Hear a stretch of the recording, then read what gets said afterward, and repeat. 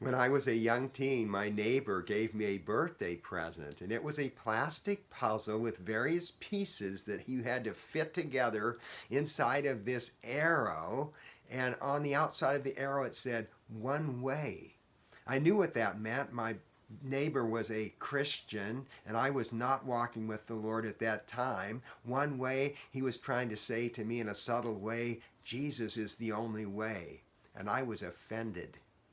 Welcome to Truth Talk with Ed Skipper every Monday, Wednesday, and Friday. As we look at the words of Jesus today, I want you to notice the opposites, the contrasts. Matthew 7:13 and 14.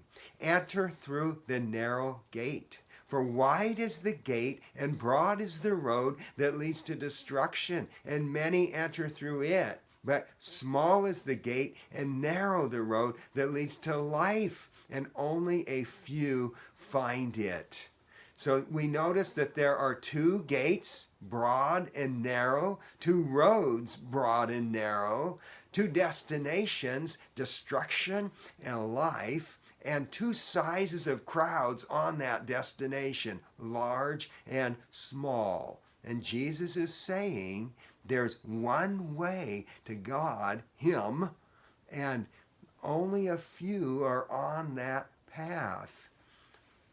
Now, many people have said things like this, that getting to God is like a hill or a mountain with many trails.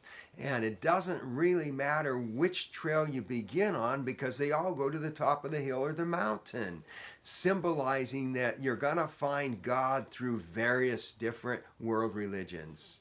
But that's not what Jesus is saying here. Quite contrary. I would say instead a better illustration would be that finding God or knowing God is more like a maze, one of those paper mazes that children do where there's a starting point and an end point. They take their pencil and they can't cross through a line, and you have to take the right path to the end. Only consider this, that the maze has lots of entry points instead of one only. And so knowing and finding God is like that. There's one entry point and there's one way. Now, when I was college age, I decided that I would adopt several world religions and philosophies as my own, put them together, take the best of all of them, and come up with my own philosophy.